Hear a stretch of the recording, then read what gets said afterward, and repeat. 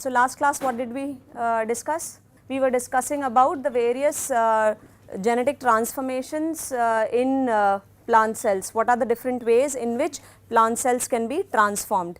So we were talking about that generally in literature you will find that agrobacterium mediated transformations are used. Agrobacteriums themselves are natural engineers to they have the machinery to successfully transform the plant cells through a section of DNA present in them, plasmid DNA, which is called as tDNA, which gets stably integrated. So how we have exploited is that tDNA, inherent tDNA present in the agrobacterium, that is disarmed, which is taken away, and another vectors which have this segment of tDNA, which agrobacterium has the machinery to integrate this plasmid vector, which has been exogenously added into the agrobacterium to integrate into the plant cells. So now what are the different kinds of vectors which we were discussing last time? The most commonly used vectors are binary vectors. Now binary vectors, why are they called binary? Origin of replications. They can replicate in E. coli as well as in agrobacterium. And then what else? The conjugal transfer can take place between E. coli to agrobacterium and from agrobacterium to plant cells. Now I was also talking about other vectors which can be used for genetic transformation in plant cells. These are intermediate vectors. What are these? Like for example PBR322, you will be hearing if you work in this area. These are smaller size vectors in E. coli which contain the tDNA, and they are used to overcome the problems because of the large size of the Ti plasmid. So as I was saying, there is a helper plasmid present in the agrobacterium which is disarmed. Now this is called as helper plasmid, which will have virulence regions. Now this small plasmid, it can multiply in the E. coli and then through conjugal transfers it can be brought in the agrobacterium. Now these plasmids in agrobacterium, they cannot multiply, but then they can be transformed, they can be used to transform the plant cells. Now co-integrative, sometimes what happens that because of there is homologous recombination. Now in the agrobacterium, some of the tDNA regions which have been disarmed, but the other regions, if there is a homologous if there is a similarity between that DNA component to the DNA which is present in these vectors, then transformation would take place, recombination would take place, and there will be an exchange of genetic material, and this tDNA where your MCS region is there, this gets integrated into the entire one single plasmid, which can then act as a complete Ti plasmid for the transformation to happen in the plant cells. So then it is called as co-integrative plasmid. Then helper vectors. Either you have your inherent Ti plasmid which has been disarmed. Disarmed means the oncogenic regions have been, the tDNA has been taken out. So, or you have separate plasmids which help in the transformation event, which is they will have regions which are transfer regions which will help in the transport of this tDNA of your small integrative vectors. Now these are small plasmids maintained in E. coli. These are helper plasmids for E. coli to agrobacterium transfer. They contain transfer regions and mobilization regions which allow the transfer of the conjugation deficient intermediate vectors into agro. Suppose if there is conjugation which is absent, not all vectors are conjugal vectors. So if conjugation is absent, then you need helper plasmid which can help in the transfer of these vectors into the agrobacterium. So this is what I was saying, co-integrative vectors where homologous recombination, entire one co-integrative plasmid inside the agrobacterium can be obtained. Now what are the different transformation techniques? Either what is well known which is being used in laboratory is co-culture technique. One is that, and the other is direct techniques in planta transformation. Direct, the plant is transformed. Now co-culture with tissue explants means it begins with in vitro cultures, and from the in vitro cultures regeneration is done to get the transformed plant. Otherwise directly the plant parts can themselves will get transformed, either the seed itself or the zygote, or at the time of floral pollination, just before pollination when the flowers come out, there is a flower dip method or floral dip method through which agrobacterium can get into the plant, and after pollination can transform the zygote, thereby in the progeny you will see transformation happening. Then direct gene transfer or physical delivery methods. So, direct gene transfer, either we are using agrobacterium as a tool to transfer, or in direct gene transfer methods, for example gene gun, which I think you must have heard about, and there are other methods which we will see. So, agrobacterium mediated methods, what is done is, the prerequisites for agrobacterium mediated gene transfer, it involves the explant must produce acetosyringone. What was acetosyringone? So, this was used to induce the virulence genes present in the agrobacterium.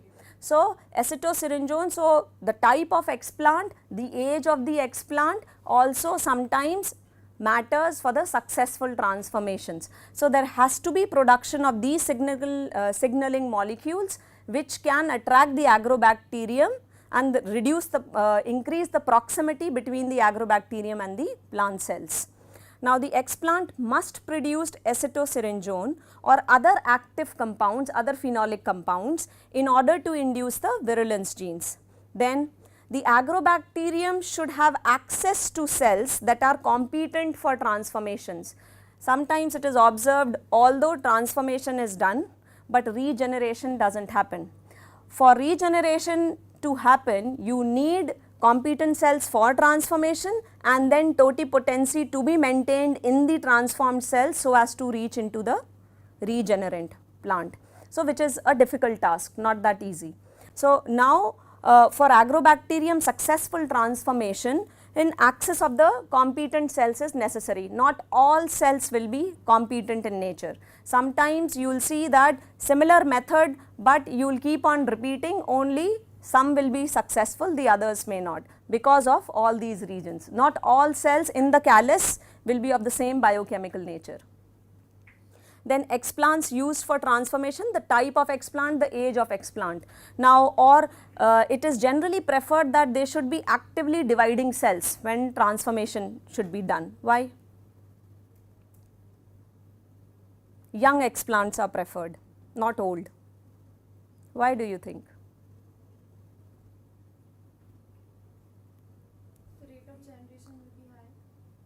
Even for transformation, regeneration is the second step. For successful transformation to happen, it is preferred that you should work with younger explants with rapidly dividing cells if you are working with cell cultures. So, but let's do a comparison between matured cells in suspension and the secondary cell wall comes when organogenesis and it is in the tissue present, isn't it? There can be, the probability can be higher. What else? So, mature cells, is there one major difference between mature cells and immature cells? If you remember, I was telling in the earlier classes that the younger cells, the vacuoles present are small, the cytoplasm is more dense. So, the probability is higher. In mature cells, the vacuoles become large, the cytoplasm is less dense. So, denser is the cytoplasm, higher is the probability for transformation. So, and moreover, vacuoles contain enzymes which can rapidly degrade the extracellular DNA. So, it is preferred that you use younger cells in comparison to matured cells. In literature, you will find the cells which are used or the tissues used, they vary from callus, all kinds of in vitro cultures can be transformed. Callus, suspension cells, protoplasts, then tissue, whole organ, entire plant. So, there is a wide range. Now, after explants have been co-cultured with agrobacterium, how to detect that which cells are successfully transformed or not? We have already read now that based on the selection marker or the marker system present, whether it is histochemically based assays which can be used or antibiotic selection medium or herbicide selection medium can be used to increase the probability that you will end up in successfully transformed cells with subsequent subculturing. It, apart from the marker or the selective agent, agrobacterium inhibiting growth inhibiting compounds, other antibiotics like carbinsulene, through agrobacterium is sensitive towards it. So, is also used. Why do you think? And when is this used? Or when should it be used? For transformation, what are you doing? You are bringing the agrobacterium in close contact with the cells, but ultimately what do you want? Transformed plant cells. You can't keep growing agrobacterium because it will overgrow, which will subsequently lead to loss in the viability of the cells and the growth.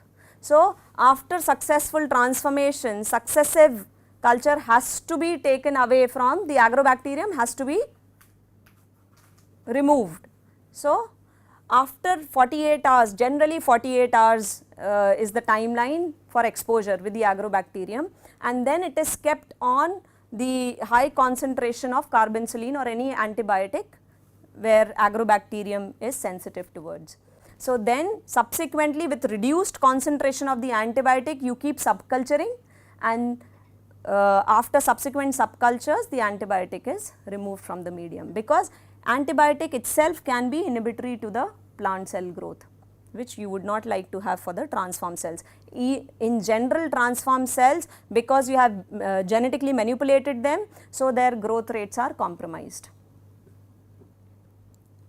So, the selection marker systems, the toxic level. So, what has to be optimized? The toxic level of the selection agent, it is very species. So, it is species specific. The time of exposure is species specific. The antibiotic concentration is species specific. So, that has to be optimized. So, this is the entire protocol, you can go through it, this is for your reference, the theoretical protocol, how it is done. So, what is done is you choose an appropriate explant, then you surface sterilize the explants are brought in, you grow the agrobacterium in suspension for 24 hours, you look for the growth phase, because then the agrobacterium cultures are active. So, generally log phase cultures are preferred. Once the agrobacterium has grown, there are different strains of agrobacterium which are present and which are virulent to infect the plant cells, but it is very highly species dependent. So, if one agrobacterium, like for example agrobacterium LBA 404 or 9402, so these are different strains which are known to be highly virulent, but it is not necessary that because it has worked with one plant species it will work equally with the other. So, you need to choose the agrobacterium strain, grow it, active phase, log phase cells are used. Then even for exposing the cells you can use different techniques. What is needed? Either you create a wound in the explant and then expose the suspension to dip that explant, wounded explant into the suspension. Now, the time of exposure also varies. You cannot keep it for more than 15 or 10 minutes. So, generally 10 to 15 minutes you keep it exposed, then you need to wash it so that excess growth of agrobacterium does not happen when you are keeping it in the for incubation for 48 hours. So, you can vary the time there of the exposure time, you can vary the agrobacterium concentration, the cell suspension concentration, you can have different ODs when you are using the culture to co-cultivate with the plant cells. Then you can vary the type of explant, that can be varied. Then I was talking about the wounding. Now, wounding itself can be created through different ways. So, people have found that using a syringe filled up with the agrobacterium suspension, you make injuries on the midrib of the leaf explants, and that has given rise to successful increased efficiency in transformation. Then people use simple dip method where they expose the explant wounded by a blade or by creating holes in the leaves or explants and then exposing it. So, there are different factors which need to be optimized. It looks easy, but there are number of factors which need to be optimized to get a successfully transformed culture.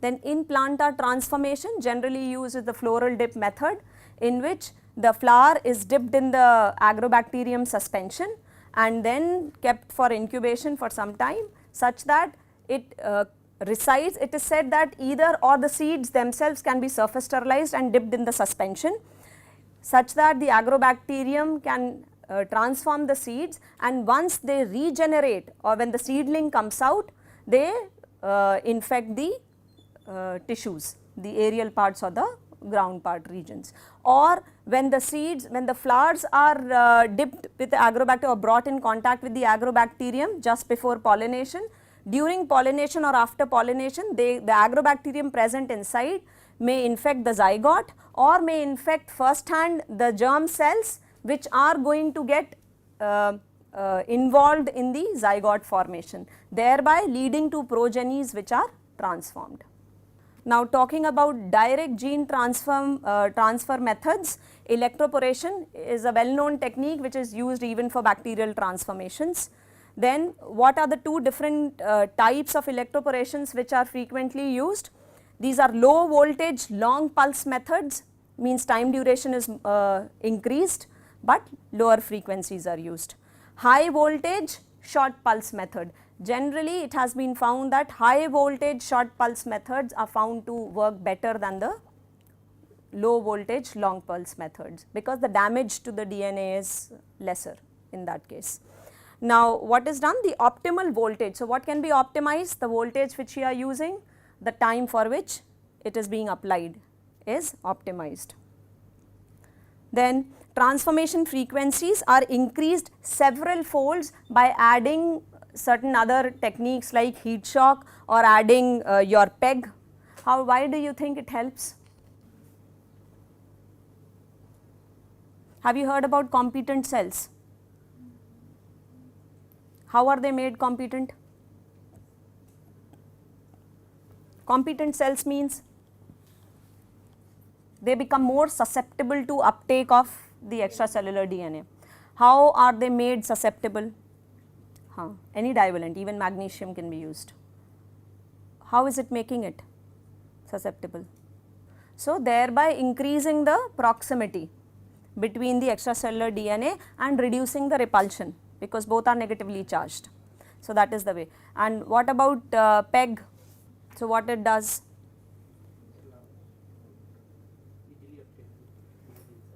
So what is it actually doing? Everything is now facilitating easy uptake.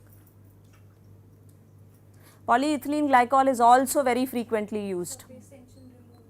DMSO, polyethylene glycol, yeah. It reduces surface tension and makes the membrane more permeable. Then, so what is done is, in chemical methods, as we were talking about, the cells are first made competent. So divalent ions can be used to reduce the charge repulsion, such as to increase or increase the proximity between the two DNA.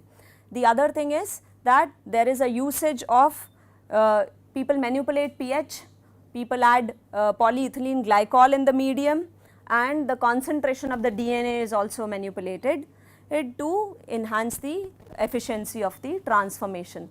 Now some of these methods, you need to go back and check. What they do is, they will try to condense the DNA or concentrate the DNA, and concentrating the DNA, reducing the proximity between the extracellular DNA and the plant cell membrane would increase the probability of success. So that is what these things do. Now lipoinfection, they are also the extracellular uptake of the DNA can be improved by encapsulating them in the form of liposomes. Now liposome intake is a well known phenomena in cells. So liposomes, they not only will increase the uptake of the DNA, but they will also protect the DNA from the nucleases. So that way also it helps. Now what are liposomes? I hope you know. What are liposomes? They are similar, they will have both hydrophilic, hydrophobic ends. So, like phospholipid bilayer, and they will encapsulate the DNA within.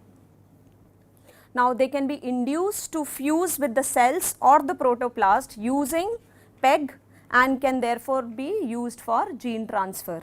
Then there are several advantages. What all different advantages with lipoinfection? Low cell toxicity, stability and storage of nucleic acid can be improved by encapsulation, then high degree of reproducibility and endocytosis is a well known phenomena already present in the cell, so that can be easily taken up by the cells. Now calcium phosphate precipitation, another method. Calcium chloride anyways is being used. If the phosphates are present, then it condenses the DNA, precipitates the DNA such that because it is condensed, it reduces or allows the cell bring it much closer to the cell membrane, thereby increasing the probability of uptake of the extracellular DNA. Microinjection, this is direct gene transfer in which a microinjection assembly is used. It is not that easy. Under the microscope, you hold the cell using or by freezing it onto a slide using polylysine. Polylysine, because of the charges present, it will try to stick it at one place, and then suction pressure is created such that it does not move, and then through that micro injection assembly, the DNA is tried to either directly put in through the cell membrane into the cytoplasm or into the nucleus of the plant cell.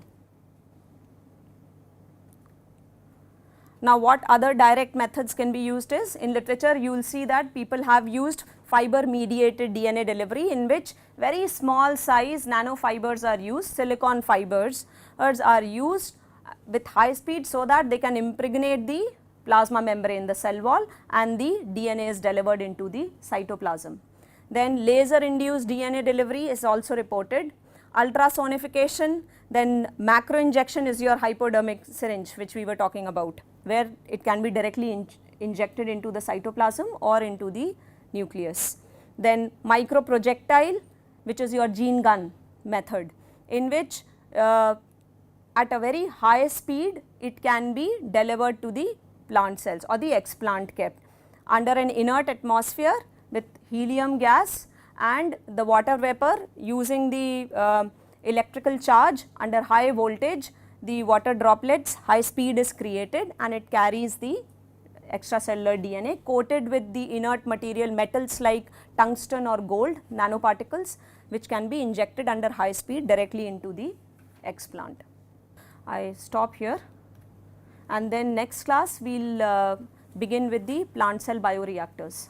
That is the last part of the course.